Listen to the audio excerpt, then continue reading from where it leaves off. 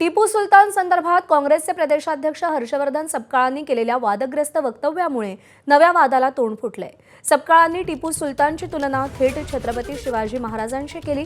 ज्याप्रमाणे शिवाजी महाराजांनी शौर्य आणि स्वराज्याचा विचार दिला, त्याचप्रमाणे टिपू सुलतानने काम केल्याची मुक्ताफळं सपकाळांनी उधळली आहेत। मालेगाव महापालिकेचे उपमहापौर शाने हिंद निहाल अहमद यांच्या दालनात भिंतीवरती टिपू सुलतानचं तैलचित्र लावण्यात आल्यानं मोठा गदारोळ झाला।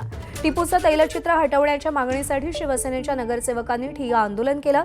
दरम्यान चहूबाजूंनी टीकेची झोड उठल्यानंतर दालनातील तैलचित्र हटवण्यात आलं। मात्र सपकाळांच्या वक्तव्यामुळे पुन्हा वादाला फोडणी मिळाली।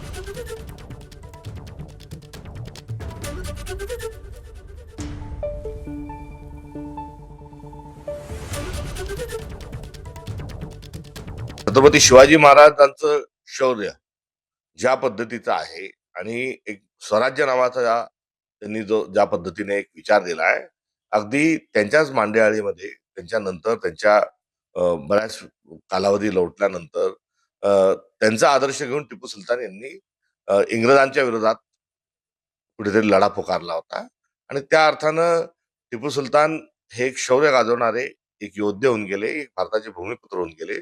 त्यांनी कधी कुठल्याही विखारी विचारांना त्यांनी जवळ केलं नाही। तर एक शौर्याचं लक्षण म्हणून टिपू सुलतानांना आपण शिवाजी महाराजांच्या समकक्ष बघितलं पाहिजे। दरम्यान हर्षवर्धन सपकाळांच्या वक्तव्याचा मुख्यमंत्री देवेंद्र फडणवीसांनी चांगलाच समाचार घेतलाय। सामान्य रयतेचं राज्य तयार करणारे छत्रपती शिवराय होते आणि त्याच वेळी हजारो लाखो हिंदूंची हत्या करणारा टिपू सुलतान याची तुलना करून दोघांनाही सारखा सन्मान द्या म्हणणं यापेक्षा जास्त लांगुल चालन, जोडे चाटणं हे या जन्मात मी बघितलेलं नाही। आम्ही हे बिलकुल सहन करणार नाही। टिपू सुलतान आणि छत्रपती शिवरायांची तुलना केली याबद्दल त्यांनी माफी मागितली पाहिजे।